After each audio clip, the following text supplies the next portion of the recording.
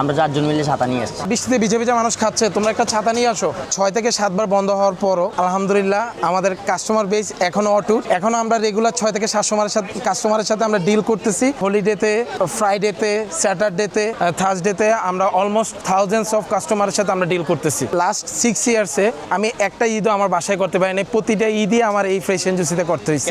শুধুমাত্র ক্রাউডের কারণে, এত বেশি ক্রাউড আমার এখানে থাকাই লাগে। 2010 সাল থেকে আমি চেন্নাইতে কাজ করছি। আর বেসিক্যালি দেশে আসে যখনই আসি মাদি ভাইয়ের সাথে দেখা হয়, তখন মাদি ভাইয়ের দোকানে এসে একটু জব করার চেষ্টা করি। চেন্নাইতে আমি সেম কাজ করতাম। বসার জায়গা নাই, দরকার হলে দাঁড়ায় খেতাম। বৃষ্টির সময় খাইতে আলাদা একটা মজা, যেটাই খান আপনি।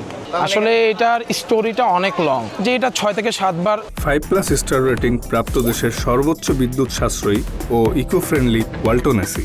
Walton air conditioner, smart comfort এখন নেক্সট লেভেলে। শুধুমাত্র অফ হয়েছে। The reason is crowd. প্রথম ব্রাঞ্চ যখন নানা দিকে ছিল তখন হিউজ পরিমাণে ক্রাউড ছিল, আশেপাশে মানুষের কমপ্লেনের কারণে ওইটা অফ হয়ে গেছে। 6 বারে আমার এপ্রক্সিমেট 30-40 লাখ টাকা আমার লস হয়েছে। এখন আমার অবস্থান Comilla stadium, second gate. Second অবস্থান হলো কুমিল্লা ক্যান্টনমেন্ট, সেনা কল্যাণ মার্কেট। আপনি যদি খান, একটা স্ন্যাক্স খান, অথবা ধরলেন যে ছোট্ট একটা স্ন্যাক্স দিয়ে রাতের খাবারটা আপনি সেরে নিতে যাচ্ছেন, আপনার বাজেট হবে 400, 500, it can be 600 and it can be 1000। But আপনি আমার কাছে 200 টাকা দেন, আমি সেরাই দিতেছি আপনাকে রাতের খাবার। আপনাকে আমি 7 পিস মোমো দিব, স্টিম মোমো অথবা ফ্রাইড মোমো, সাথে একটা 60 টাকার জুস ধরাই দিব। আপনি খাবেন, পেট চুক্তি খানা হবে, ইভেন তো আপনার রাতের কোনো ডিনার লাগবে না। দ্যাটস আই শিওর, আমি শিওর করতেছি। আমি প্রফেশনাল একজন মেরিন ইঞ্জিনিয়ার, ছোটখাটো মানুষ। আমার বেচ হলো যে 17-18 আমার বেচ। তারপর আমি মেরিন একাডেমি থেকে পাস আউট হওয়ার পর আমি জাহাজে যাই। 21 সালের ফার্স্টে আমি জাহাজ থেকে নামলাম। ব্যবসার প্রতি আমার একটা ফ্যাসিনেশন ছিল। ছোট্ট ইনকামটা দিয়ে আমি একটা ফুড কার্ট দিয়ে আমি শুরু করি আর কি। যদি আমার ফ্যামিলির কেউ চায় না যে আমি এমন কিছু করি যেটাতে তাদের ডিমান্ড ডাউন হবে। ফুড কার্ট দেওয়ার পর তো আমার বাধা ছিল।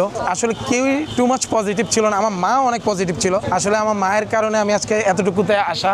বাবার তো প্রথম স্টেপেই না এটা করাই যাবে না, কিন্তু যখন দেখছে যে আলহামদুলিল্লাহ আমার সাকসেস রেট ভালো, তুমি তখন আপোষে এসে গেছে আর কি। সবাই পজিটিভই বলতেছিল। আমার বন্ধু বান্ধব বলতেছিল খুব ভালো একটা ফ্রেন্ড সার্কেল আছে। মূলত তারা আমার একটা অনেক ভালো একটা স্ট্রেংথ। তারা সবসময় আমাকে চেষ্টা করছে যে আমি যাতে থেমে না যাই, এভাবে আগা ওইভাবে আগা, আমাকে ডিরেকশন দিচ্ছে। তারা আগে যারা বলতেছিল যে তোমার ছেলে কি করতেছে, জুস বারে জুস দিচ্ছে, এখন তারাই আমার রেগুলার কাস্টমার। তারা আসতেছে আমার এখানে, তারা আমাকে বাহবা দিচ্ছে। আসলে ব্যাপারটা এরকমই, কোনো জিনিসই আসলে তুচ্ছভাবে দেখতে নাই আর কি। আমরা খাবারের জন্য সবসময় আমরা ইউনিক ছিলাম, যেহেতু কুমিল্লাতে তখন তেমন কোনো জুস বার ছিল না, আমরাই প্রথম ছিলাম। আমার উদ্যোক্তাদের জন্য একটা পরামর্শ হলো যে চিন্তা ভাবনা নিয়ে নামবে, এটা ভালো করে অ্যানালাইসিস করে নামা। সবসময় ফরওয়ার্ড স্টেপে খেয়াল রাখতে হবে। অনেক মানুষ অনেক কথা বলবে, সবার কথা শুনতেও হবে, কারোর কথা ফালাই দেওয়া যাবে না। পজিটিভ নেগেটিভ মিলেই মানুষ বলে, কিন্তু ওইগুলাকে কি পয়েন্ট করে সামনের দিকে এগিয়ে যেতে হবে আর কি। কোনোভাবে ব্যাক স্টেপে যাওয়া যাবে না। সব রেস্টুরেন্ট শেফের উপর নির্ভরশীল হলেও আমরা বিশেষ করে ফ্রেশ এজেন্সি আমরা শেফের উপর নির্ভরশীল না। আজকে যদি সবাই চলে যায়, কালকে যদি আমার নতুন সেটআপ আছে, ইনশাআল্লাহ হয়তো 1 দিন 2 দিন 3 দিন লাগবে আমাদের টিউনিং করতে, কিন্তু সেম আগের খাবার আগের রিদমে চলবে। এইটার পিছনের কারণ হলো যে সব রেসিপি আমাদের হাতে। আমার আপন ছোট ভাই আছে ইরফান, তার হাতেই হলো সব রেসিপি। আমাদের যে মোমোজ আছে, এই মোমোজ এত জনপ্রিয় হওয়ার কারণেই এটা খুব ভালো একটা রেসিপি মেনটেন করতেছি। আমি হচ্ছে ফ্রেশ এন্ড জুসির ফার্স্ট শেফ। আমার জুসের প্রতি কনফিডেন্স থাকবে। 12 মাস বাংলাদেশে শীত থাকলেও তখনও খাইবে, তখন বাংলাদেশের ক্লাইমেটের উপর আমার জুসের উপরে ডিপেন্ড করবে। অবভিয়াসলি খাইতে হবে মানুষ, কেন না খাবে না।